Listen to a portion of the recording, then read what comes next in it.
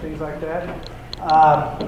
Training is being put on by your regional special ed cooperative. So Kim Byers and Chuck Hamilton, both in the back from the regions. But with that being said, I know you. Oh, I'm sorry, Amy Hodge. I'm going to turn it over to Rachel and Jessica and get it started so we can get out of here on time. Thank you all for coming.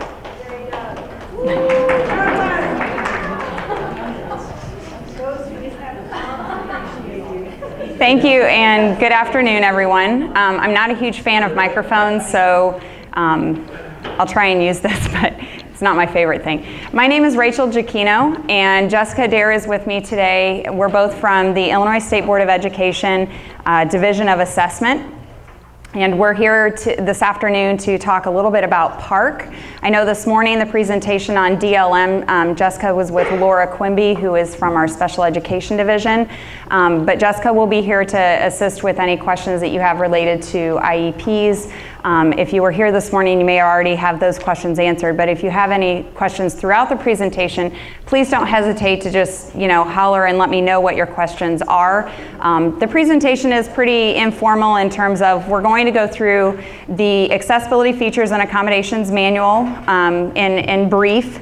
The third edition was just recently posted. I believe Monday evening is when the official posting went up on the PARCC website. And I believe we now have that also linked on the PARCC page of the ISBE website. So where you see this link here on your screen is to the PARCC website, but that's also linked on the ISBE website as well. So if you haven't already taken a look, the third edition of the manual that's posted has quite a few updates and changes to it to reflect what came out of field testing and the feedback that we received both from the field and from the states in terms of what needed some adjustments and what was good to go for the first operational year, which is coming up now.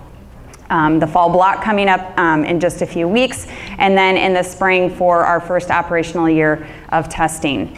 So today what we're going to talk about mostly is the set of accessibility features and accommodations that are available to students who will be taking the PARCC exam. You have a PowerPoint, I think some handouts in front of you there. So basically the slides that you're going to see up here on the screen should be the same as what you have. We just recently updated the PowerPoint because the new manual that was released on Monday, so we've tried to make as many of the updates as we possibly could to reflect any of the changes that we've noticed coming out of that most recent edition. The one thing that we always want to focus on with the PARCC test is that we really want to acknowledge that PARCC itself is not just about the summative assessment. What we're really trying to do is make sure that we're doing what's best and what's right for our students, and that is to make them all at least career ready and most of them college ready. We know that some students will enter the workforce coming straight out of high school and others will go on to secondary education. But at any rate, we want to make sure that they're as prepared as possible for that transition from high school into the post-secondary arena. So PARCC has been written to reflect mastery of the Common Core State Standards for English Language Arts and Mathematics. And it really is most about teaching and learning with our students, and it's not, we don't want to focus just on that summative assessment that students have coming up in the spring. This is just a little assessment overview, and it gives you just a little more background. There have been some modifications to how we are displaying this assessment system and how we're communicating to the field what this assessment system is really all about. At the top half of the circle there, you see there are three sections of formative tools. And these formative tools include diagnostic assessments, mid-year and interim assessments, and speaking and listening assessments. And none of those are required. They are all optional. And they are not currently ready, but they are in development and will be ready for the second operational year going forward. So PARCC right now is working very hard to make sure that our summative assessment is complete and ready, and they're well on their way to getting that information ready to be sent to schools. But the diagnostic mid-year interim and speaking and listening assessments are currently in development and will be ready to go for next fall. That's my understanding. So again, those are not required pieces. Those are optional pieces. The only thing that is required are your summative assessments, which are in purple here at the bottom of the screen, and that is the performance-based assessment and the end-of-year assessment. Those two components will go together to make the one summative score that your students receive when they take that PARCC test, but they're given at separate times. The performance-based assessment is also called the PBA. So if you hear it referred to PBA, we're talking about the performance-based piece of the assessment. And the performance-based assessment is given at the point in time when approximately 75% of your classroom instruction is complete. That's roughly around the same time when ISAT would have been given, which is around the March timeframe. The window is, I think, 4 weeks long, and there are some adjustments that can be made to that window depending upon when your district is taking maybe a spring break, or if there are some other issues that you have with scheduling, then there is a little bit of flexibility, and those guidelines are posted on the ISBE website. So if you have questions about that assessment window at the 75% mark, you're going to want to check out those guidelines and make sure that your administrators are well aware of any conflicts that you may have. The performance-based assessment contains any item that would include extended tasks, such as things that need to be hand scored, like writing, math extended tasks, such as your justifications, any items that would require explanation or work to be shown. All of those things will likely need to be hand scored, and therefore they are a part of what we call the performance-based tasks. And because they're hand scored, we give them in that first assessment component, so that as those items are being scored, we move into the second summative piece, which is the end of year assessment. And those are all your rapid scored items. Those are all done via computer. So the end of year assessment is given at the point in time when about 90% of your instruction is complete. And every one of those items is something that the computer can score. It may not be just multiple choice though. We have other types of items such as drag and drop. There's also multiple select. And then there are occasionally items where the students will enter their answer into a predetermined area, such as in mathematics a number, maybe it's a problem to solve and they can enter the number 15 as their final answer. And the computer can read that and score that. So those items will be scored very quickly by computer. And then at that point in time, the two components should be ready to go back together to produce that one summative score. What you need to know is that PARCC is not going to be separating those into two separate scores, but they will be reporting out on the subclaims, which we'll talk about here in just a minute. Are there any questions about the assessment itself and the components that go into it? No? Okay. So let's talk a little bit about the claims for ELA literacy. In case you haven't looked at these lately, there is one master claim for overall ELA literacy and for mathematics, and that is we want students, we want to make sure that they are on track or ready for college and careers. That's the master claim. That's what we're trying to do for all of our students in both content areas. There are two major claims though. One is reading complex text and the other one is writing. So PARCC will be reporting out on those two subcategories, those two major claims, to give teachers and parents and students additional information about the skills that those students have with relation to reading complex text and with writing. Then further down from that and subdivided are your subclaims that go with reading complex text and with writing. And those are vocabulary interpretation and use, reading literature, reading informational text, written expression, conventions and knowledge of language, and research. And in addition to the major claims, PARCC will be reporting out on the subclaims as well. So you'll have more information about what your students know and can do than just that general overview of a performance level or a score. We'll actually be able to tell you in more detail at what point your students have strengths and where they may have weaknesses. There are 4 claims for mathematics underneath that master claim of making sure students are on track or ready for college and careers. And that the subclaims are solving problems involving major content for the grade level, solving problems involving additional and supporting content, expressing their mathematical reasoning, and modeling.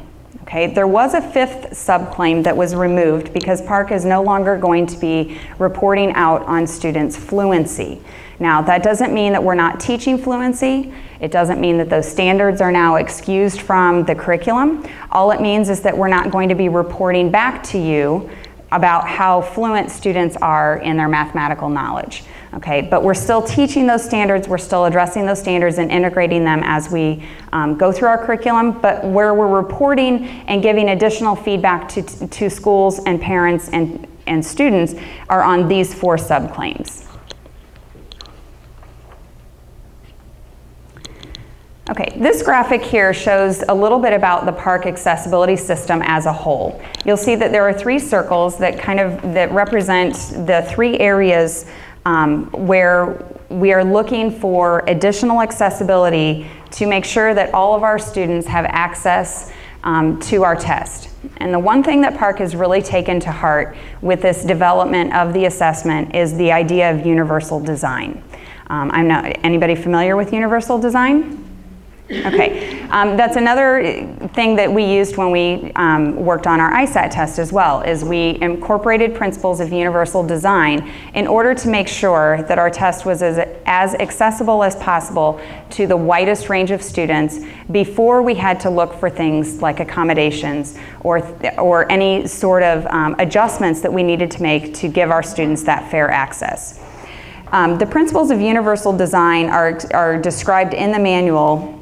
And there's a quote that I'd like to read to you because this is really what PARCC has incorporated into all of their training in terms of the item development. And this goes along with not only the contractors that are actually doing the writing, but this also goes back to every state and every educator that's been assisting with the development of the test itself in terms of how to make sure that these tests are universally designed to meet the widest range of needs.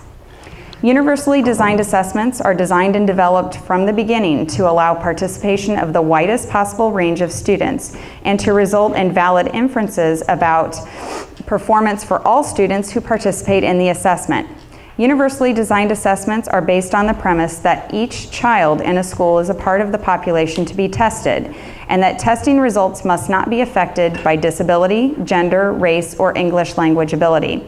Universally designed assessments are not intended to eliminate individualization, but they may reduce the need for accommodations and various alternative assessments by eliminating access barriers associated with the tests themselves. And PARCC has developed this system and incorporated the ideas of universal design to make sure that we give that fair access to everyone. The 3 circles here represent features for all students. Those features are embedded into the platform, into the computer-based assessment. Then we have accessibility features that need to be identified in advance, and that's a very small number of those features. And then we have the lowest or the smallest circle, which are your set of accommodations. And we're going to go through each one of these in more detail so that you can actually see some of the things that students will be able to do on their own. So let's start with the accessibility features. These accessibility features were actually the first 2 circles, or the 2 larger circles in the accessibility system slide in that graphic. These features, the first ones that we're going to talk about, are the ones that are available to any student. Any student at all, any general education student, any student with an IEP, any EL student, any student that you have in your buildings, in your schools, in your district can access the features that are embedded into the platform because they're intended for all students to be able to use. These tools help support the students. They help give that accessibility to them, and they're often in a toolbar or a menu, and students are able to access them from that toolbar or menu and use them or not use them if they choose. Okay, we're trying to really empower our students to make choices for themselves and to learn about these features and what's available so that they use them as they see best fit. So one of the features that's available to any student is called the Answer Eliminator tool. And it's available actually in the toolbar at the top of the screen, of the student's screen. And I've got a little red arrow there pointing to that feature because it shows up as a circle with an X through it. And when the student hovers over that button, it actually pops down and tells them this is the Answer Eliminator button.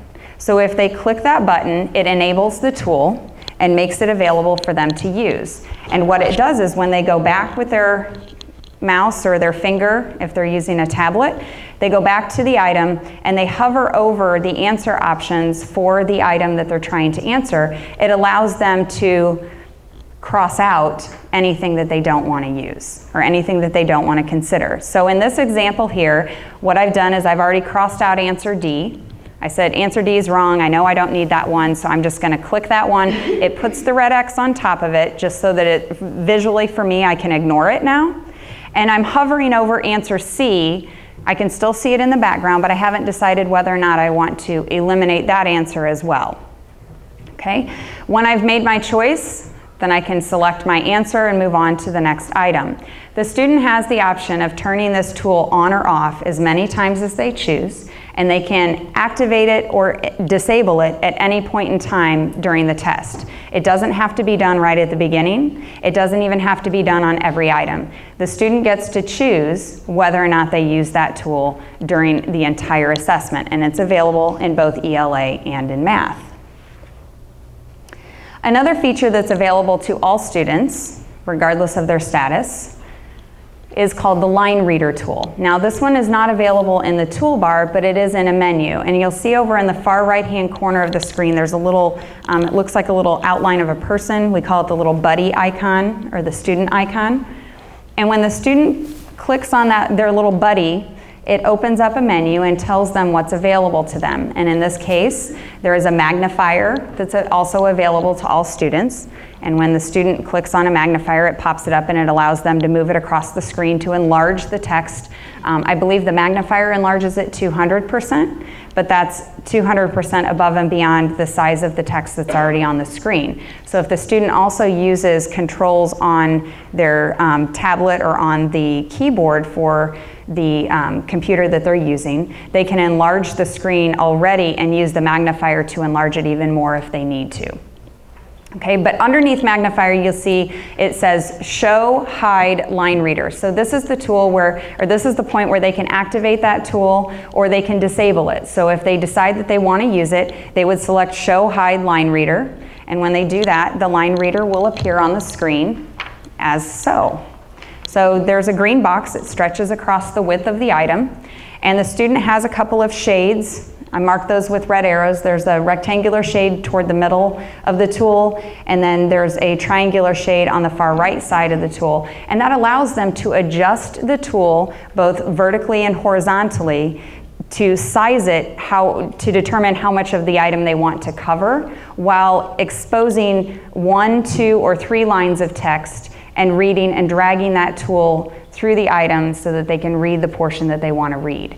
Okay, so the white box that exposes the text there also can be resized. The student just puts their little cursor above in that space and can drag it down or shrink it back up. And they can use the shades to, again, adjust horizontally and vertically to determine what they want to cover. In this case, I haven't resized it, but I probably would to only cover the passage here on the left-hand side of the screen and expose the question and the answer options. In this case, this is a drag and drop. All the text on the right-hand side of the screen is in blue and outlined in blue. That means it's a drag and drop, so the students would scroll down. Again, this is just a quick screenshot, but there's more to this page and to this item than what you can see here. And the students would actually be dragging and dropping. So they can adjust how the line reader appears on the screen for them in order to use it so that they can still access other parts of the item and see other portions of the item if they don't want to cover up everything. Any questions about those two features? Those are just two that are embedded into the platform that I wanted to demonstrate because every student can have them. All right, so the next circle here, the middle circle, are the set of accessibility features that are still available to any student who needs that additional support, but these features are going to be used in a smaller number of students. Okay, this is not really meant for the general population, but it is meant for any student that requires some sort of additional need for support. And we say that these have to be identified in advance, and you're going to do that through the PNP process. Okay, the PNP process is some sort of a documented way at the local level that you're telling your district, your administration, your teachers that a student needs additional support but maybe doesn't qualify for any other services at the school. So perhaps this is a student who has an RTI plan. Okay, for ISAT, we never allowed students with RTI plans to have any sort of accommodations. And actually, that's still the case. Okay, students with RTI plans can't receive accommodations, but they can receive accessibility features as long as we identify those in advance.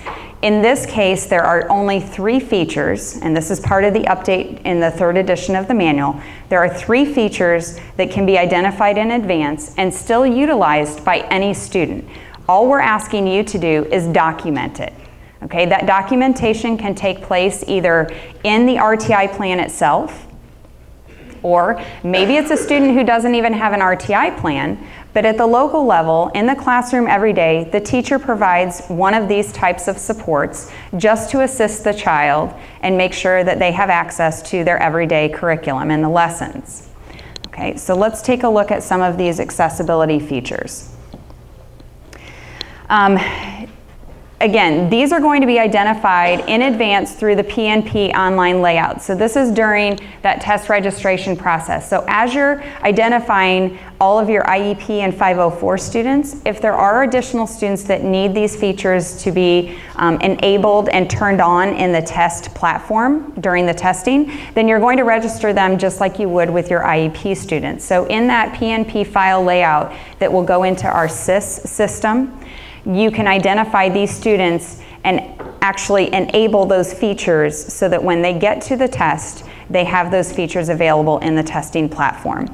The 3 features that are available to students are indicated by the word yes in the 3rd column of Table 1 in the manual.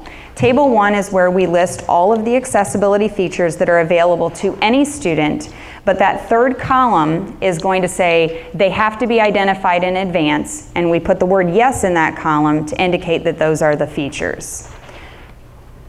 So here's just a screenshot, a quick clip of what is in Table 1. Okay, and I picked the first page here and just the first few features so that you can see that answer masking is one of them that needs to be identified in advance. The word yes in the 3rd column tells me that. And that is a feature that electronically covers the answer options for the student. I'll show you that in just a second so you can see how it's different from the answer eliminator tool because there is different functionality there. The answers are masked, and then the student is able to uncover or cover the answer options as they go through any multiple choice items. Another feature that has to be identified in advance is the color contrast. In addition to just saying the student needs color contrast, you will also need to identify when you register them for this accessibility feature, you'll need to identify which color contrast the student requires. There are 6 choices in that list, and the last one, the low contrast, which is gray on green, was added after field test, and that was due to feedback that we received from the field and also in cooperation with some vision experts that gave us some additional feedback based on that accessibility feature. Answer masking is where the student will have a multiple choice item. They can deactivate the feature if they so choose, but it will already appear on screen for them if they're registered to receive this accessibility feature. So what you see now is a screenshot from a sample item or a sample set that's in the PARCC tutorial on the parcconline.org website.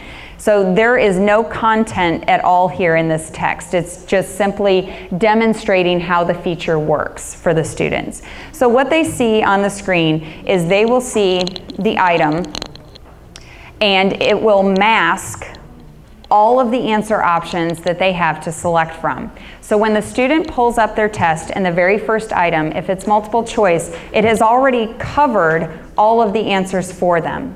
But the student has control over whether or not they want to disable that feature or whether they want to simply continue to use it and unmask answer options one at a time, two at a time. They can uncover them all at once and recover them.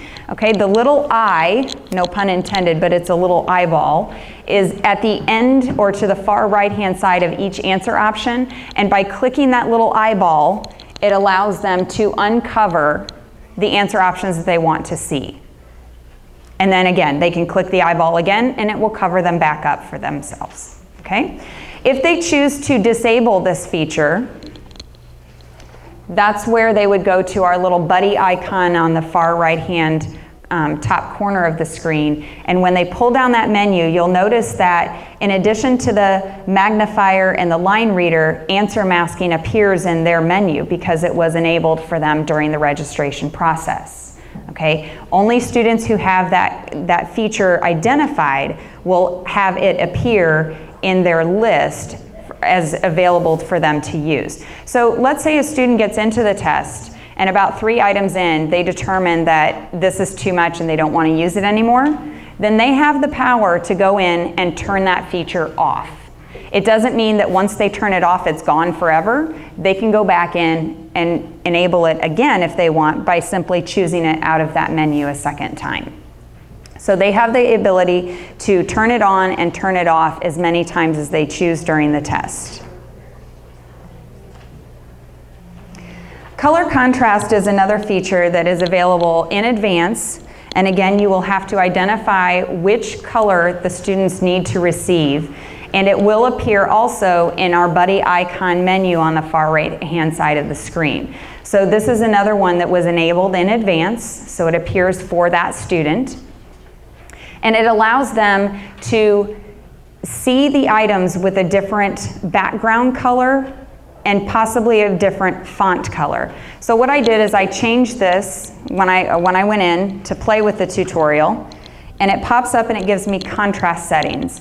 And these contrast settings allow me in the practice platform to choose which of these colors is best suited for me. So in this case, I chose the cream background with the white, sorry.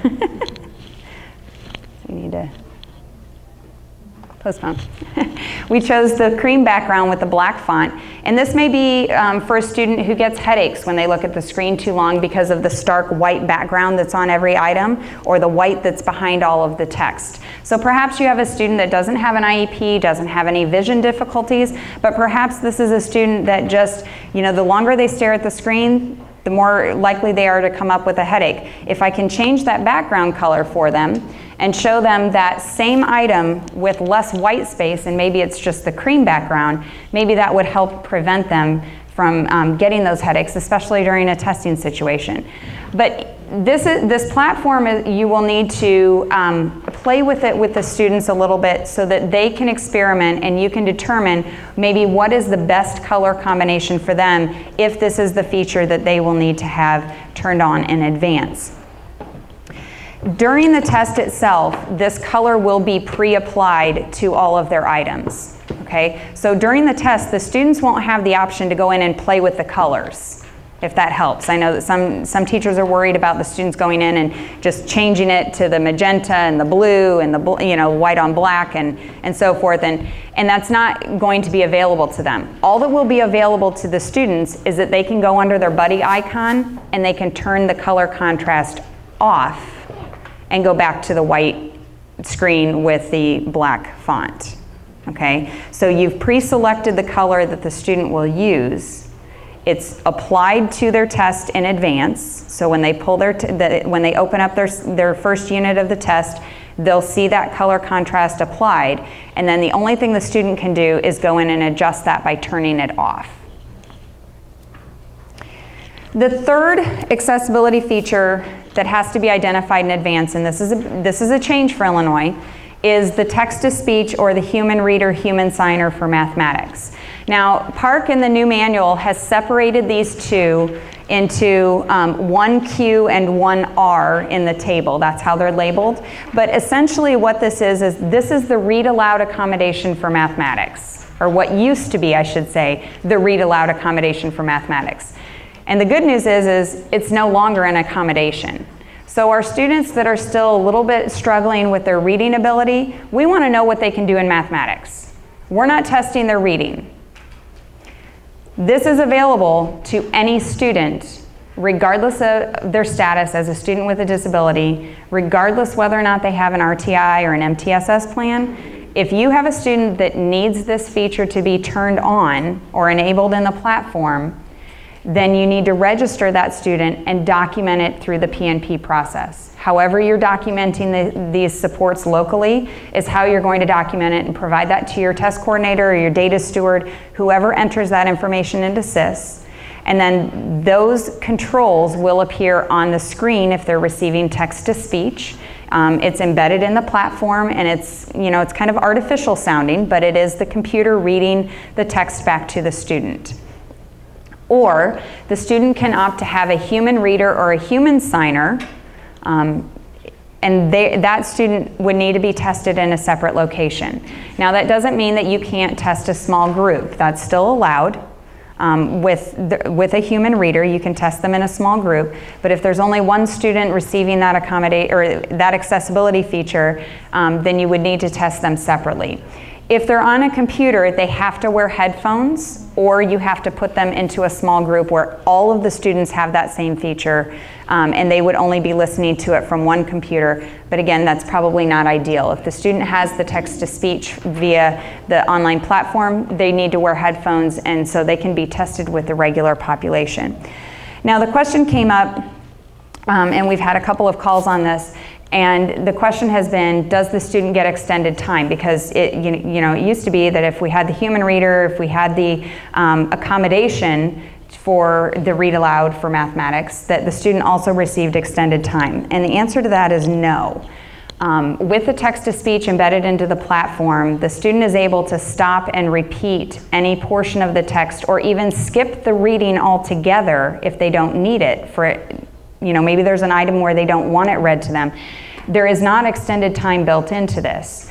What I will tell you is that the PARCC unit times that are identified at each grade level and for each unit of mathematics has already built in some additional time from what they estimate the students will need to complete that unit. So as an example, I don't have these unit times memorized, but as an example, if there is a unit that where PARCC is saying, we estimate the time on task for students is 50 minutes for this unit, then the actual unit time would be something like 75 minutes, where they've already built in time and a half for students that may receive some of these accessibility features, and it may take them a little bit longer to get through. But they're saying the general population of students who don't receive any additional features, who don't have accommodations, it likely will take them 50 minutes to complete it, but you are allowed to give students up to that 75 minutes for the unit time. Okay, so there is additional time built in, similar to ISAT, where we would have our units or our sessions timed at 45 minutes, but if students were still working, they could have up to 55 minutes to complete a session. The same thing is happening with PARCC. They're saying, we estimate it takes this amount of time, but the unit time is scheduled here, and this is the point where you would stop students and not allow them to continue. So let's take a look at what the text-to-speech for mathematics looks like in the platform. The student is provided media controls, and those, I believe those will appear like they show here on the far right-hand side of the screen. I took this screenshot as it was reading to me. So you'll notice that the button on the far right-hand side at the top looks like the stop button, the square. And if I stop the text at this point in time, then it would turn to the triangle so it looks like the play button. And that's typical of all the media controls that students are used to seeing. So really, we feel like that's going to be very familiar to them. There's also some audio controls that the students can utilize. They can utilize them on the computer. I believe also in the platform they have some audio control as well. So the math text-to-speech kind of resembles karaoke in that it highlights the portion of the item that's being read, but then in blue it jumps from word to word as it's reading that sentence or as it's reading the item to the student, so the student can follow and track where they are in the item. Okay. It does read everything to the student, and again, the student has the option to stop at any point in time if they don't want it read. They don't even have to press play. Okay. It doesn't automatically read to them, but what it does is it provides them with the controls so that they can start and stop that text at any point in time that they choose. They can also click anywhere within the item and it will read from that point forward. So if they just need to have a portion of the item repeated, they can go to the beginning of that sentence and have that read again if they want. Okay, so before we move on to what the accommodations look like, we need to take another look at administrative considerations that are again available to all students. These do not require any sort of approval or documentation. We just ask that principals, teachers, administrators use their best professional judgment in utilizing these administrative considerations. Most of these are the same as what you would have seen for ISAT. I don't know that there's anything that's drastically different than what we would have allowed for ISAT as well. And those include small groups, frequent breaks, time of day, separate location, special seating, or special equipment or furniture. So if you have students that have any of those needs, certainly you can utilize this, and it doesn't require any sort of documentation. It doesn't require any sort of registration through SIS. You just do it to make sure that the students have what they need in order to test. I will say that time of day is something that has been misunderstood a little bit sometimes. We get some calls on that. Time of day basically says if you're testing all of your general students maybe in the morning, but you feel like that student, you have a specific student that would test better if you did it in the afternoon, then you certainly have the option to change the time of day that the student receives their assessment or takes their assessment. And vice versa can go with that as well. So if you have students scheduled to test maybe in the afternoon, but you know that there's a particular student who needs to test first thing in the morning because by the afternoon they're done and they can't concentrate very well, then you would definitely want to utilize a time of day administrative consideration and schedule that testing accordingly. This does not mean that you're changing the test schedule for the student in terms of testing on according to what you have set for the entire grade level. It simply means you may change the time of day that they take that test. So if everyone else is testing it beginning at 8:30 in the morning, maybe that student needs to wake up, maybe they need to get going, maybe they need to do an activity, and you want to test them starting at 10 o'clock in the morning. As long as you can get that test finished within that time of day, then you can certainly adjust that time that the student receives their test. So you're saying, I know they said like per grade level, they all have to be tested, like say before they could come together for PE or lunch or something, that they could talk about the test questions. So if the rest of the students in that grade are taking it in the morning, as long as you had that student take it in the morning before they're interacting with the other students. You definitely, there are guidelines in the test administration manual that tell you what to do if a student, for example, needs to test at a different point in time than the other students. It's still not going to be an accommodation for that student necessarily if we're just changing the time of day, but we're not changing the amount of time that they're getting. So there is guidance in the test administration manuals that I would say that's where I'm going to point you back to. Okay, so the question was, do all the students have to test before they can interact with each other so that they're not sharing information? There is some guidance in the test administration manuals that will tell teachers and test administrators how to administer kind of a different time of day, or what happens if students are not testing at the same time of day, so that we can make sure that we preserve the integrity of the test. The last bubble, last circle on our accessibility system are the set of accommodations. And just like before, accommodations are meant for students that have IEPs or Section 504 plans. And then we also have some accommodations that are available for our English learners. The accommodations that we're going to look at today are also embedded into the platform, and I just want to, I'll highlight some of these and show you how they function. But really what we're looking at are two different types. The first one that we're going to look at are the presentation accommodations, and this is how we are going to alter the method or the format that we use to deliver the assessment. This is the accommodation that everybody wants to know about, and that is the text-to-speech. And you can see here that we've got 4 versions of what it means to have text-to-speech for ELA literacy. ISET never allowed the read aloud accommodation for English or for reading. It just wasn't allowed.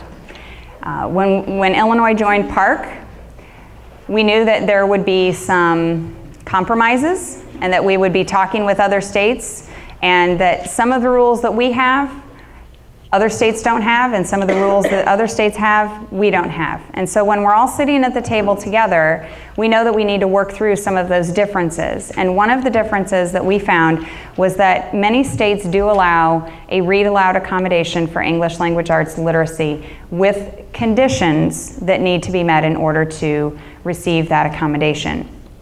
So PARCC has made this available, and Illinois has embraced the idea that we will now be allowing text-to-speech, screen readers, ASL videos, and human readers or human signers for English language arts and literacy. The one thing that you need to know, though, is that there is a lot of guidance that goes along with applying this accommodation to students, and it will be used very sparingly. In fact, we expect that there will be many districts that have no students at all that receive this accommodation.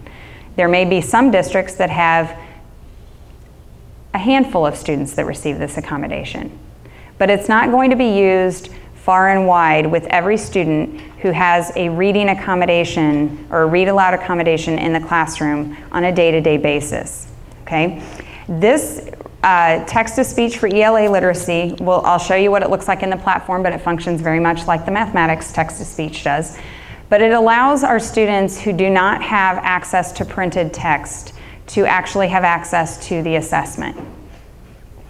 Students that receive this accommodation, again, it's going to be a very, very small number of them. These are the students who are unable to decode printed text. In the second edition of the manual, they actually use language such as lacks decoding and fluency skills, or lacks decoding or fluency skills. And the problem is that there was some misunderstandings about what that actually meant. And the PARCC states talked about this at great length over the last month and a half.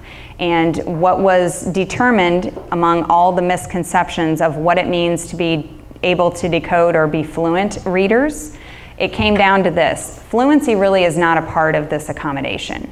We know that there are students that aren't fluent readers. We know that there are students who are at the 8th grade level and maybe reading at the 2nd grade level. But if a student is able to decode printed text, this is not an accommodation that's appropriate for them. This is for your students who literally cannot decode, and you're trying your best, you're incorporating lots of different techniques in the classroom to get the students to learn to decode, but they simply haven't gotten there yet, okay? What is your definition of decode? We don't have an official definition. Can the student decode words? Can they identify letters? So when you start to put your decoding skills together, if they can just identify letters but they can't put the blends together, that's the decoding skills that you're working on, that they can't sit there and sound something out to get the words.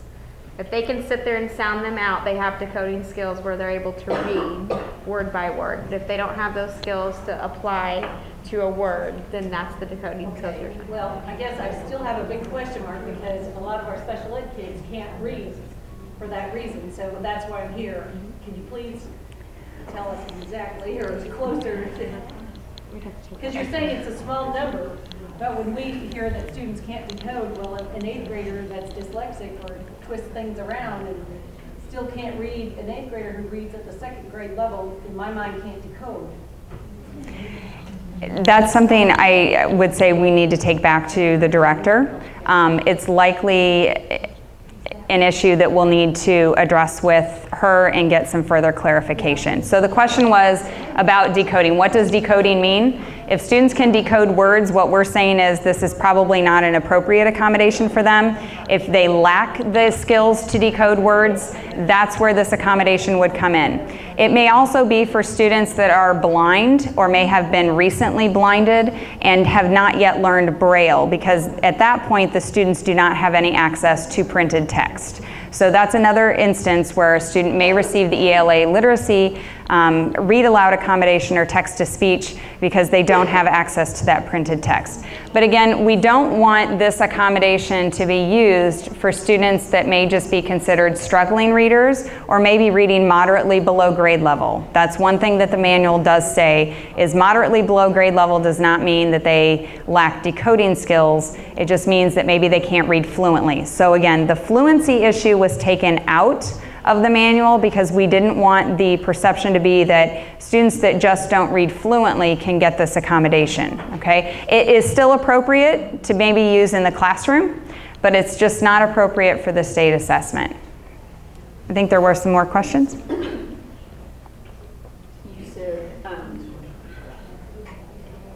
if they're new to Braille or if they have, yes. if they use Braille. Not if they use Braille, if they do not know Braille. Okay. So if maybe they have been recently lost the rest of their vision and they no longer can access the print text and they have not yet learned Braille, that would be another instance where this accommodation would be appropriate. Now what I'm going to point you to is an appendix in the manual that gives you the guidance that you will need to determine if this accommodation is appropriate for our students. Okay, Appendix D. It's Appendix D that goes along with the manual. I don't have it up here, but it is online. It's available on PARCC's website. We've updated Appendix D. Appendix D is a form that must be completed for any student that will receive this accommodation. And what Appendix D asks you to do is to identify not just the student and some of their basic information, but also who are the people sitting at the table making this determination, okay? Who are the IEP team members that are involved in making this decision? And then there are a series of guidelines and questions that you will be asked to make that determination. Okay, and the guidelines are pretty specific, and you're either agreeing that yes, the student that this applies to the student, or you disagree that this does not apply to the student. And then you'll also need to list some data or evaluation resources that you've used to determine that the student is unable to decode and access printed text. And once you've made that determination, then when you go through the rest of that guidance form, you'll be able to make the determination whether or not the ELA read aloud is an appropriate accommodation for that particular student. And it may not be, okay? It may be the case, but it also may not be the case. So Appendix D should be completed for any student that is going to receive the read aloud accommodation for ELA literacy. It also will need to be attached to their IEP this year. Okay, going forward, that information will be in their IEP. So this form is kind of like, let's use this in the meantime, because we know that this transitional year, as you're going, you have IEP meetings set up, I'm sure, probably throughout the school year. So we're not asking you to go back and redo every IEP meeting, but if this is a new accommodation, then you will need to meet in order to apply this on their IEP. But Appendix D is what you'll need to use to do that. Okay? Yes, ma'am. The other question that I have is, a webinar that the state board had last week about putting your information into SIS. If you are doing paper and pencil, they want that information by November 21st. Correct. Do they want the accommodations and all that? Okay, so I hope I didn't do my answer since waking in. I hope so. So the question was, there was a webinar not too long ago from our SIS team about entering accommodations into SIS.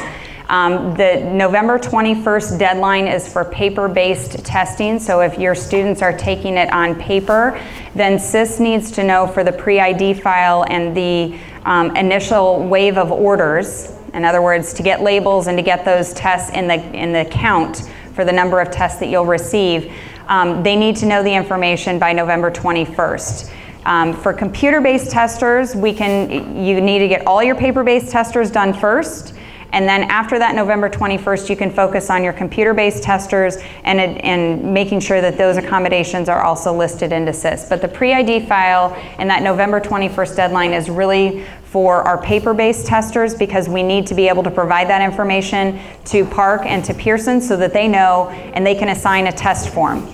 Should you have changes to that pre-ID file, then obviously we need you to update that information anytime you have a change to it. But what it will require on your part then, if there are changes to a student taking paper, is it will require you to place an additional order, because it may result in a change of the test form that the student receives in that paper format. So you're going to want to make sure that that information is updated, but you'll also probably need to place an additional order. And there is additional guidance on our website with regards to that. And if you have questions about that, then you can just call our assessment division or send one of us an email and we can get that question answered. Okay, I saw a couple other hands. Yes, ma'am. I have a new student who he can be told like the individual letters when he wants to put together his work. I mean, some he can, but the biggest part is fifth grader, early first grade. So he can do like cat. When he puts it all together, he doesn't know the word cat. Would that be considered? Do you want to? I just made contact with Laura, and we're going to meet next week to discuss if we can provide some type of a decoding definition, because we understand that decoding from one person to another is going to be different. And this is something we're going to have to work with PARCC as well to make sure that we have that same decoding definition. And it may be something they already have. And now that they put out the third manual, that we'll be able to get it for you. But for right now, if you use that guidance document, there's leading questions in there to help you determine what decoding means. It doesn't have the direct definition of here's what it means, but it has questions for you to ask about that student to assist with making that determination. So look at that appendix, it may help, but we'll look into that next week. Yeah. This might be in the thing too, but if you test all the students in the grade online, do you have to do the special ed students online if they're testing in a separate place, or can you do them with a reader? Okay, so you can, paper is an option for students that need a paper version of the test, even if the rest of the grade is online, okay? The one thing that you need to remember going forward, though, is that PARCC has been designed as an online assessment. So we understand that there are going to be some adjustments that are necessary in the schools in terms of expecting everyone to be online, and we know that that's not the case for this first operational year, and likely it will be a couple of years before we can expect all of our districts to be online for the assessment. Paper will always be an option, but eventually it's going to be just the accommodation. Okay, so it will only be the case that students can receive a paper copy of the test if everyone else is online, if they're receiving it due to an accommodation. So what I would encourage you to do is, as you're having these reevaluations for your students with IEPs, is make sure that you discuss whether this is a student who will continue to need a paper copy of the test, and make sure that you incorporate that into the IEP, because it will be the case eventually that we expect all students to be online unless they have an accommodation that requires them to take the paper-based assessment. Okay? Yes, ma'am, in the back. Okay, so this is about the text-to-speech. Can you just clear up, like if you have a human reader, is that only for paper pencil, or can you have a human reader on computer-based? Good question. The human reader, human signer is allowed for both forms of the test. So you can be on computer, you can be in paper form. and receive the human reader or human signer. So the human reader will have their old, in our brain, this reader script on their own computer?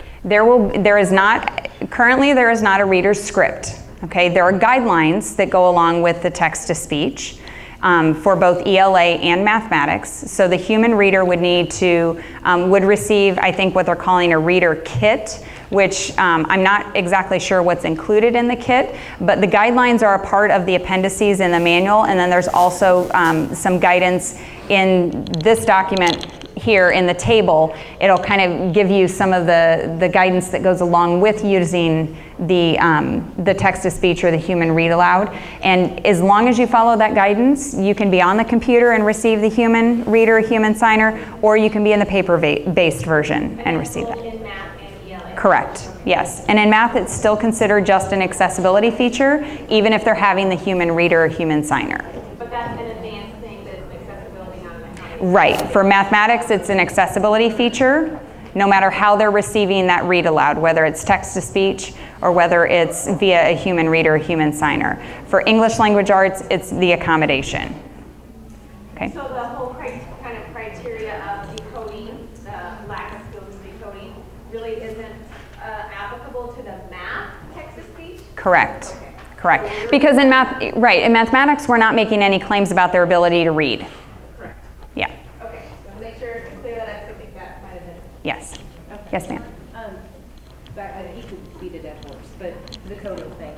If you have a student that they actually have a deficit area listed as decoding in their IEP by a psychologist that has come in and has tested that child, and they said has significant decoding problems, and that is listed, would that qualify?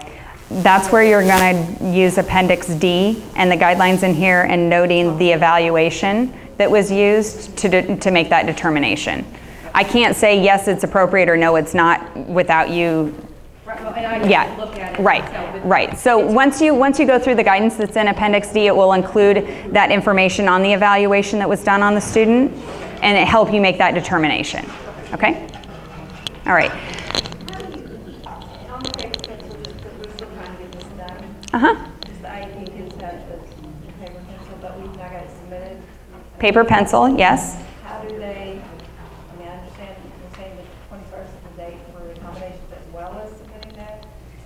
Our administrator haven't got anything indicating when the date was submitted. They receive, all of this information has been disseminated from the assessment division to every superintendent, and it's been ongoing since September. She hasn't got anything as far as on when to submit the paper pencil. Did you guys get a letter about iTrax? Yeah, there was a letter that was sent from the assessment division to superintendents on iTrax.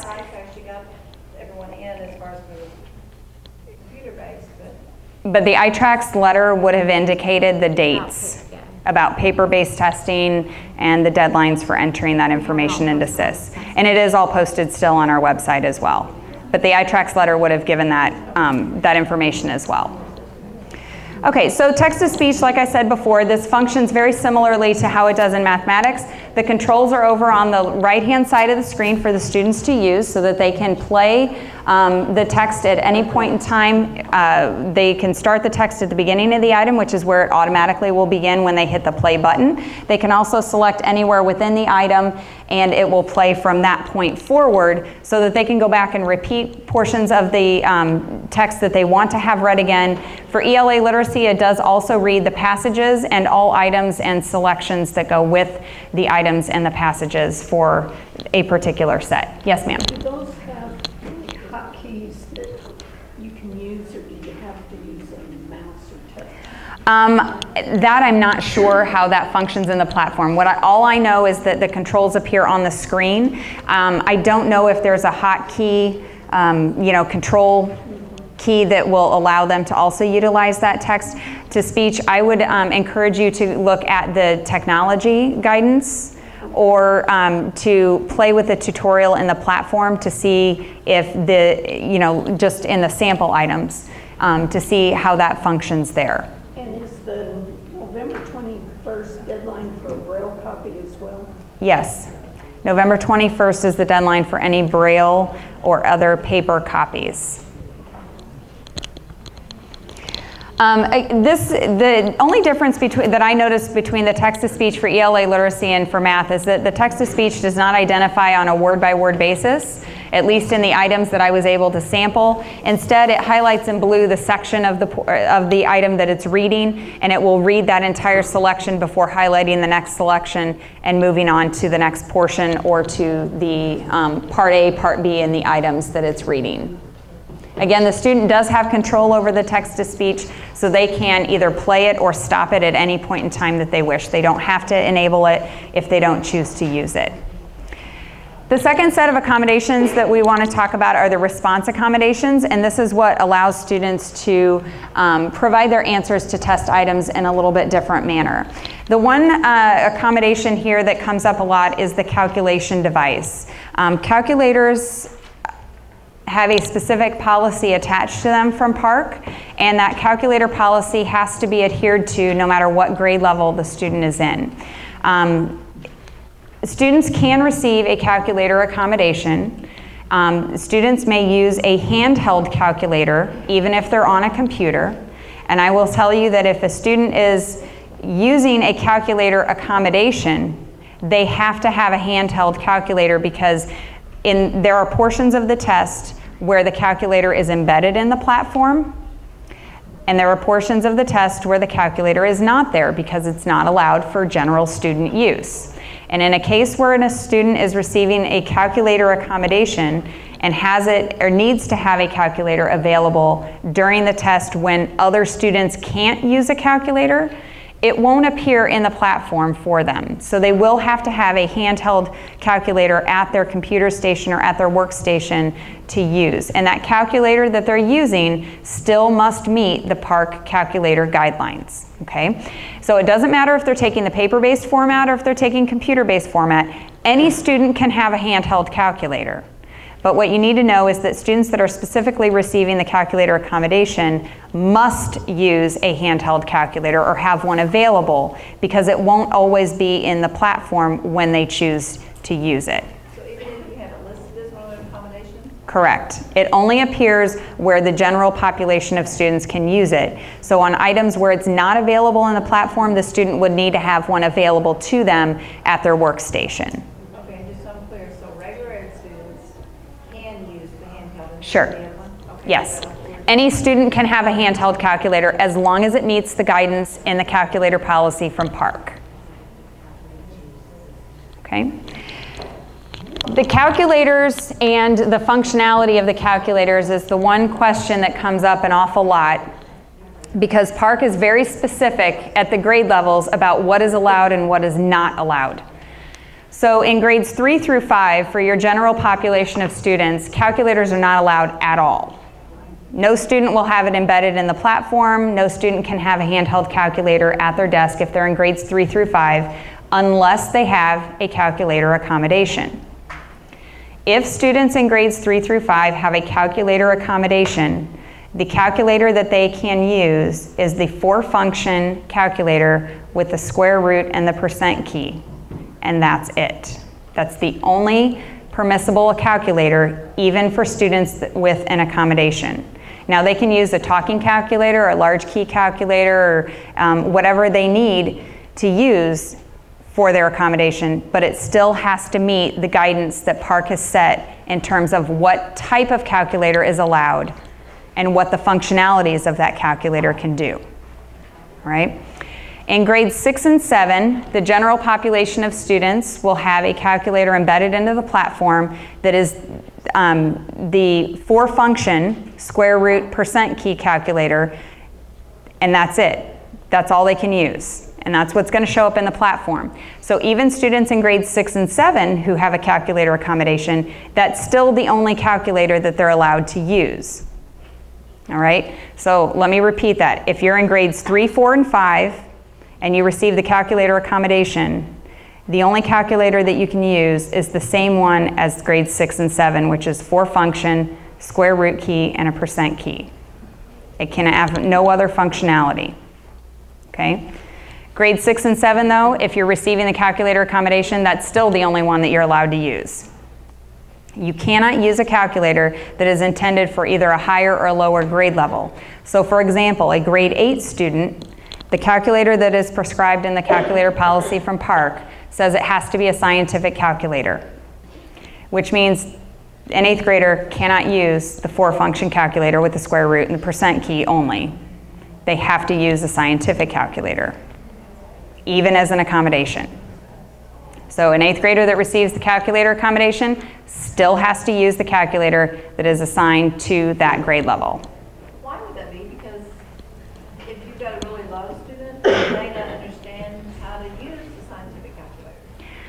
I'm not disagreeing. I mean, and it's not, even for the others, it's not giving them anything extra. I mean, 4-function calculators are making it easier. I agree. The decision from the PARCC governing board and from the states and their discussion about the use of calculators as an accommodation and what would be allowed and what wouldn't, the decision was made to only allow the calculator that's prescribed for that grade level, even as an accommodation. So we need to make sure that our students are used to seeing the type of calculator that they'll get on the test and just be told to ignore the other functions that may not apply to them or the other functions that they don't know how to use. Okay. At the high school level, the students are required to use a calculator, and the one that's embedded into the platform is the calculator that has the same functionality as a TI-84 graphing calculator. Somehow there was conversations with Texas Instruments, and I believe that PARCC has an agreement now with them, and their online calculator is the one that is built into the platform for the high school assessment.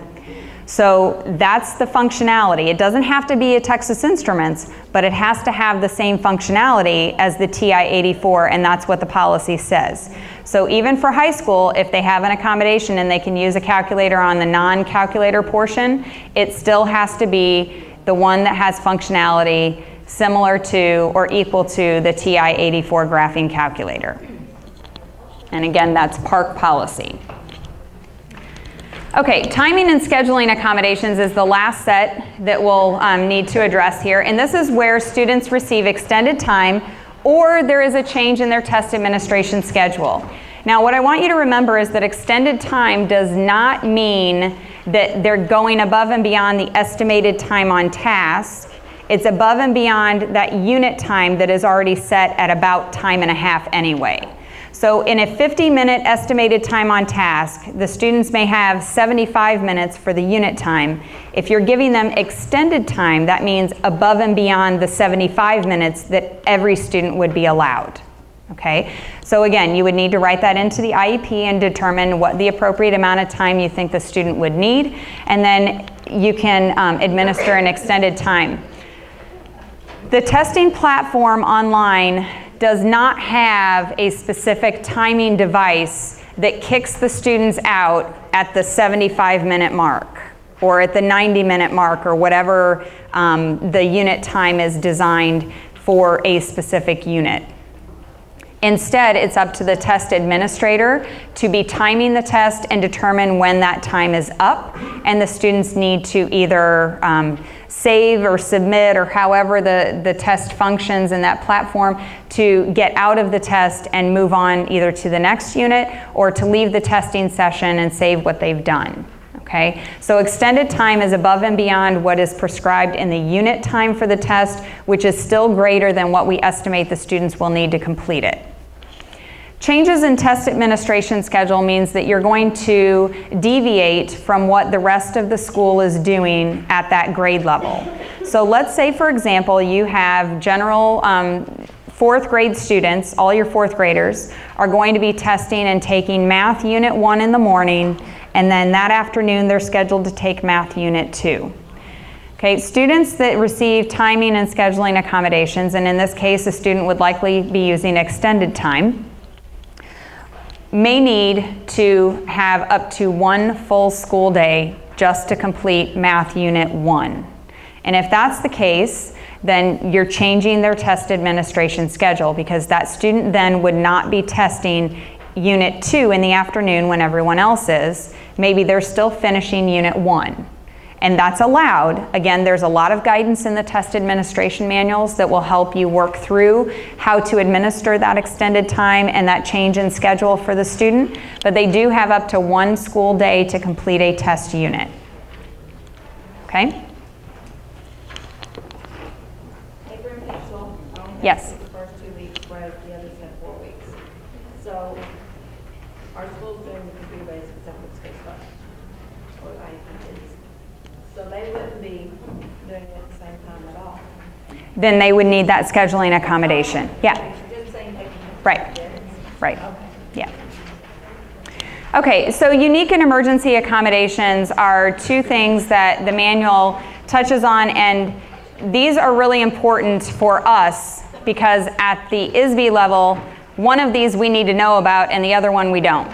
Okay? Unique situations are situations that show up in your district with a student that are not addressed anywhere in the manual or anywhere in PARCC policy.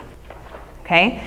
Appendix F that goes along with the manual must be submitted to ISBE 6 weeks prior to testing to know whether or not that unique situation or that unique accommodation is going to be approved or denied. So if you have to submit a unique accommodation request to us through Appendix F, it needs to be done 6 weeks in advance, and you need to be as detailed as possible about what that accommodation entails, so that when we take that to our director and when we have a small group of consultants that meet to talk about this, we can make that determination pretty quickly and get that answer back to you in a very timely fashion so that you know whether or not that's going to be able to be allowed. Okay?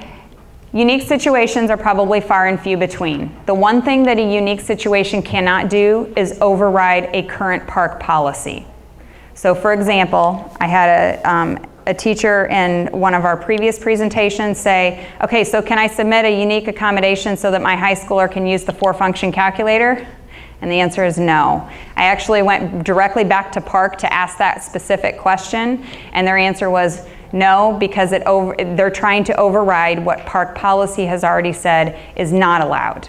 So that's not going to be an approved unique situation, okay? A unique situation is something that doesn't appear in the manual because it's probably an accommodation that you have to administer to one particular child, and you may never have to administer it to another child because it doesn't apply to anyone else. It's a very unique situation. The example that came out of field testing was an example from Maryland. To our knowledge, Jessica and I only learned about maybe a handful of unique accommodation requests that were submitted to all the states that participated in field testing. And Maryland was the one that had the one unique situation that actually was approved. Okay, I don't even remember what the other ones were. I think most of them were trying to get us to override a policy that was already in place. But Maryland had a unique request that came through, and it was for a student with autism who shredded newspaper as a coping mechanism while they were testing. It was a stress reliever for that student. And the student just couldn't get newsprint that you could buy like at the art supply store that's blank. They wanted the daily newspaper. They wanted, you know, their state journal register, their journal courier, or whatever that newspaper is that they get at home every day. That was the newspaper that they would bring to school and shred during the class time. So the question was, can the student do that during the test? Because PARCC is very prescriptive about you can't have any extra stuff laying around on desktops, under desktops, in the room, on the walls, all that stuff. And the question was, can the student do this? Because otherwise we're afraid that we're not going to be able to test this child. And so with some additional guidance, you know, such as make sure that the newspaper doesn't contain anything that could give them a hint on the test, such as current events that could show up in English language arts, or any articles that related to you know, mathematics and standards, and give examples of things that are going on in education today. So as long as the newspaper was previewed and it was we were assured that there was no conflict of interest, there was no content that was being revealed to the student was allowed to have the newspaper at their desk while they were testing. Obviously, they were tested separately, so it didn't disrupt the other students around them. And they were allowed to sit there and shred the newspaper. Okay, so that's an example of a unique situation that probably isn't going to apply more than just, once or twice to students that you have. Otherwise, for the most part, this manual is pretty comprehensive and covers a lot of different accommodations, because all of the states talked about the things that come up the most. And these are the ones that we tried to include in the manual. The other situations that come up are the emergency situations. And these are the students that inevitably break their arm, and it's always the arm that they write with. And it's always right before testing or during testing. And we know that because we get calls on that all the time for ISAT, and it's always, what do? They can't write anymore. So the emergency situations that crop up during the course of testing or immediately before testing can be handled locally, just keeping in mind that you still need to adhere to test security and protocol when it comes to following the guidance in the test administration manuals, including your accessibility features and accommodations manual. So if there are accommodations such as maybe scribing or extended time or something that would need to happen for a student because of this emergency situation, then you would need to complete Appendix G, which is a pretty painless process. And Appendix G would allow you to administer accommodations to the student on an emergency basis. I believe it's just a one-page form now. I don't know if it was longer before, but it's a one-page form that just basically describes what is the reason for the accommodation and what accommodations are you providing to the student. Of course, you need to follow the rules in the manual and all the procedures and the guidance that go with these accommodations, but you're allowed to make those decisions locally, and you just need to keep them on file locally. So the test administrator keeps a copy of it, or you put a copy in the student's file just to indicate, and you let the parents know that the student is going to be receiving emergency accommodations so that they can complete testing. Likely, in both of these cases, you're talking about a small number of students. We don't expect that you're going to be doing piles and piles and piles of paperwork on unique situations and emergency accommodations, or at least we hope not. Okay?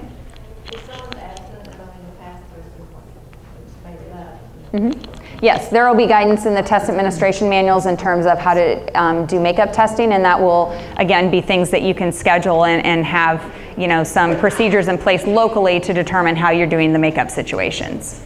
Okay? Then, yes, sorry. Before we go to Sure. What about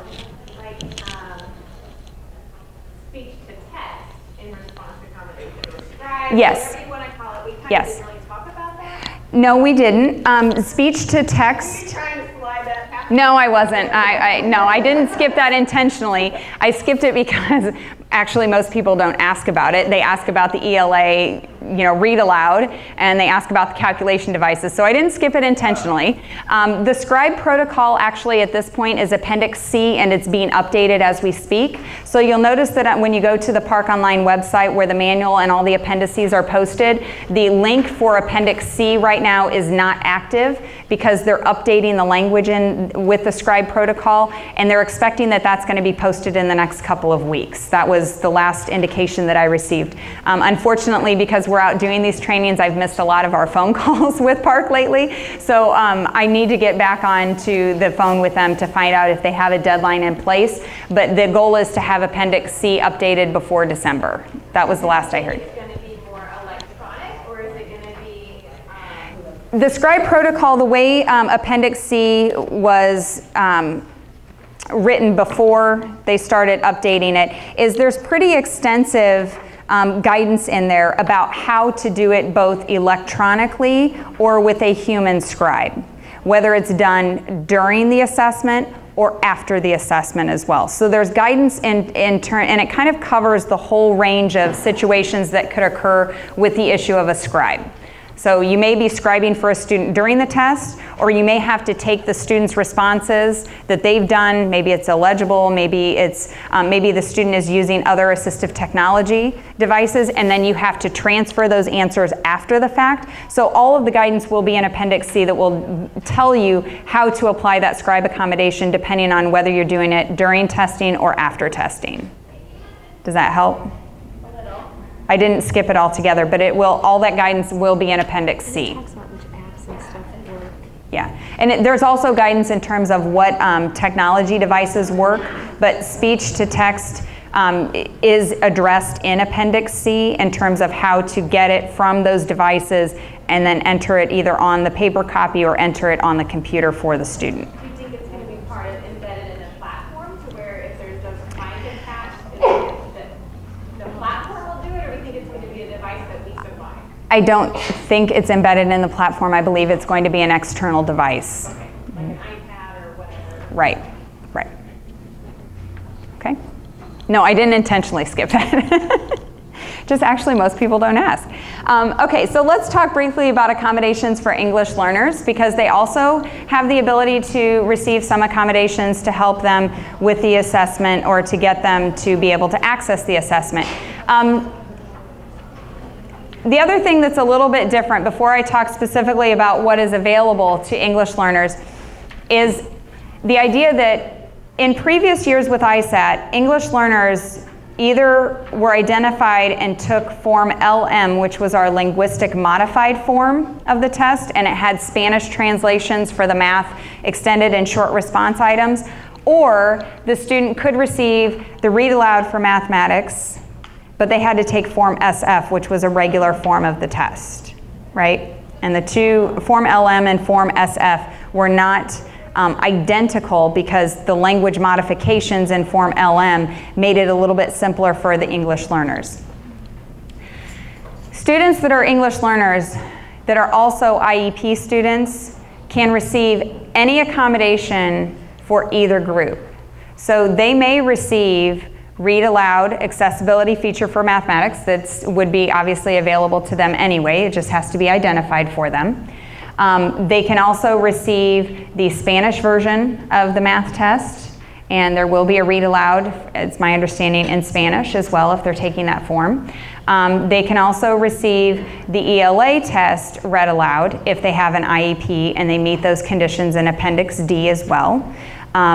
So the students with EL status and they're also IEP have a much broader range of accessibility features and accommodations that maybe were not afforded to them in the past, that you had to choose whether they got the IEP accommodations or they received their EL accommodations, but sometimes it wasn't possible for them to receive both. But PARCC has made a lot of adjustments in the test and created a lot of different functionalities so that all the students can receive their accommodations no matter what their status is. Table 5 gives guidance in terms of the student's ELP level. Beginning students are at ELP level 1 and 2, intermediate at 3 or 4, and then advanced at 5 or 6. And then this allows you to see or have some guidance about what accommodations may be appropriate or would be most appropriate for students at those different levels. It doesn't mean that you can't give a student who's at the beginning level a word-to-word dictionary. It just means that it may not be appropriate if that student doesn't know enough of the language yet, okay? So this is just guidance. It's not hard and fast rules, but it tells you where things are highly recommended or may not be appropriate.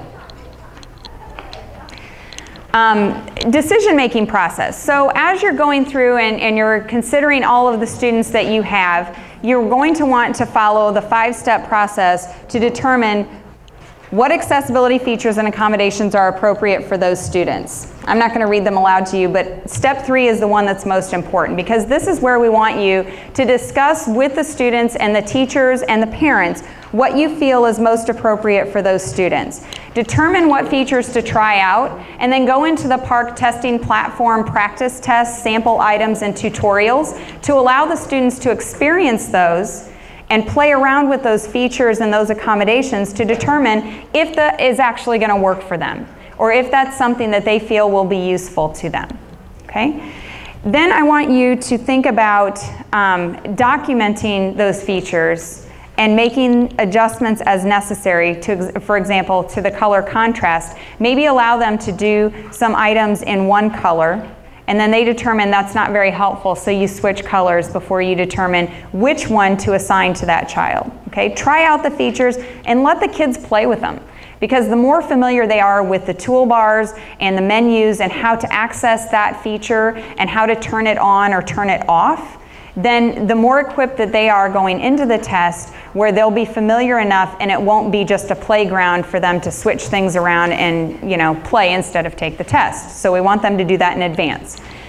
And then determine which features should be used for PARCC by documenting those things and making them available to students in the classroom. Obviously, we don't want you to identify features and accommodations that students don't ever use, because that's probably not helpful. These should be things that the students are used to using or accessing on a regular basis during classroom instruction and classroom assessments. Accessibility and features and accommodations should be available for all devices. So everything that's in the manual, no matter what device your student is testing on or whether it's in a paper format, they will have those accessibility features and accommodations available. There is one slight difference though.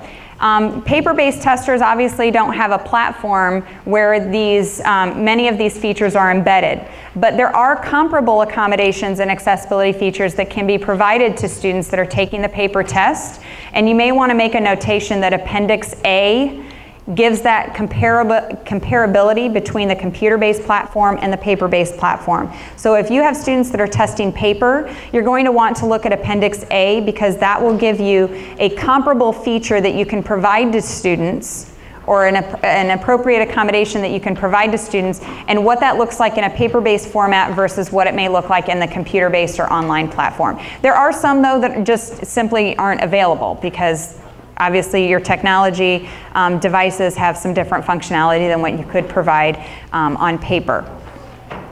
The second bullet down here gives you the PARCC Online Accessibility Features and Accommodations Manual. That actually is a link to a page on the PARCC website. It's not a direct link to the PDF document, okay? That link will take you to the PARCC Accommodations and Accessibility page, where you will see the PDF of the document itself and all the appendices that go with that. And everything that's up there right now is the most up-to-date version that was just released as of Monday evening. So Monday the 7th, that's when everything, was it Monday? No, Monday the 10th. Friday was the 7th, sorry. So Monday the 10th is when everything was reposted in its most current format, with the exception of Appendix C, which is the scribe protocol, and that's currently being revised and should be posted within the next couple of weeks. ISBE also has a page just for assessment and PARCC. So ISBE.net will take you to the general agency page. If you put /assessment after that, that will take you to the assessment page, where you can link to all of the different assessments that are state determined, such as DLM. You will have access to links for PARCC. There are links to Access and NAEP and ACT as well. But if you just want to see the PARCC page after assessment/PARCC, that will take you directly to ISBE's PARCC page, where you will also see all sorts of documents and guidance and webinars and presentations and things that are posted and available for you to use. How many of you are members of our assessment listserv? Anybody? Oh, just a couple? Wow. We have thousands of people right now that are a part of our assessment listserv that receive the most timely information that comes out of our division. It's easy and quick and painless if you want to join. The assessment listserv is simply assessment@isbe.net. You send a blank email from the account that you wish to be added to the listserv, and just put the word subscribe in the subject line, and you'll receive all those timely announcements. Typically, the announcements go out on Friday afternoons, and it includes any announcement that comes from just the assessment division. So while these announcements may also be included in the superintendent's weekly message, and some of you may be receiving that as well, the superintendent's weekly message also includes everything that's agency-wide, whereas the assessment listserv only includes announcements that come out of our division. So anything that's new and improved, any documents that are newly posted, any webinars that are coming up, any announcements or deadlines, dates, things that we think that you need to be aware of are going to come out on that assessment listserv, and that's done at least weekly. And then last but not least, our contact information. Division of Assessment at ISBE, we do have a general division email account, and it's the same one where you'll see the listserv announcements come from. That's assessment@isbe.net, and we also have an 866 number. It's a toll-free number, and that links directly to our division, so you don't have to go through our agency phone system. You can call our assessment division directly if you have questions that would we would be able to answer for you. I've also included Jessica's email and my email if you want to email us directly, but I will warn you that we're out of the office quite a bit lately, and it's taking us a lot longer to get back and answer emails than what we would generally like. The assessment@isbe.net email account is monitored by multiple people in our division. So you might get a more timely response from that email account because it will go directly to whoever's in the office that may be equipped to answer that question quickly. And it may be the case that if Jessica and I are out, someone else could answer your question and it would go to that other person. So you may get a better answer or a faster answer if you go through the assessment@isbe.net account. But you're certainly welcome to email us directly as well if you have a question for either of us. If you have questions as they relate to the IEP process and the assessments, we really would encourage you to go to Laura Quimby, who is here for the morning session with DLM. Laura works in our special education division, and she's the one that has really taken charge of the new documentation and the forms and things that you have available. I believe there were some that were passed out with regards to the PNP layout. And Laura has not only been working hard on that, but now that the 3rd edition of the manual has been released, she's going to be spending her Saturday working on revising that PNP template again a little bit more so that it better matches exactly what was just released in the manual to hopefully make that more clear. You can still certainly use the form that you have in your packet or the one that's posted currently, but just know that it will be updated probably as of Monday afternoon as soon as she can get that reposted to the site after she has time to go through the manual and get everything updated from what's in there. So Laura is also available for your IEP questions or how anything related to IEPs and the assessments if you have questions about that. And there's also a link to our special ed website where all of these forms are posted as they relate to the PNP file layout and the IEPs. Okay. Are there any additional questions? Yes, ma'am. What was the deadline for having accommodations? The deadline for accessibility features that have to be identified in advance, which is your answer masking, color contrast, and text-to-speech for mathematics, and any accommodations for paper-based testers, the deadline is November 21st. For computer-based testers, we have more flexibility because you're not going to be printing and sending out a test form. So instead, we'd like for you to get all of your paper-based testers in and then begin working on your computer-based testers. I don't know that there's a drop-dead date for that, but you should be updating those as that information is completed so that it's in the system at least 2 to 4 weeks prior to testing, because you want to be able to get those forms assigned appropriately. When that information goes to the schools with the students' access codes, you want all of their computer-based accommodations and accessibility features in that system when it gets pulled. Otherwise, you may have to go back through and delay your testing for a student if you have to make that update, because we'll have to re-pull that file and send that again to Pearson for any sort of updates to the accommodations that need to appear. Okay? Yes, ma'am. Do you have to complete the PNP for IEP students to have the math read out? Okay, so the PNP is only designed to be used as a documentation tool for students that do not already have a plan in place. So Illinois is one of the exceptions to the PARCC rule. PARCC has that form, and most states are using that in addition to whatever else they do at the local level, IEPs, 504s, RTIs. And our director, Mary O'Brien, and Jessica and I had a long conversation, and we said, our teachers have enough to document, so if they put it in one of those plans, they don't need to complete this extra piece of paper. So it's only for students that do not have some sort of an identified plan in place. For example, you may have EL students. EL plans are not required for Illinois. Other states do require them. So a PNP plan, that format may be applicable to an EL student or a general education student that just needs one of those 3 supports. Okay, but not for IEP or 504 students. You can document it in their plan that they already have. Okay. Other questions? All right, Jessica and I will be around for a while if you do have any additional questions that you'd like to ask of us, but thank you for joining us today and have a safe trip home.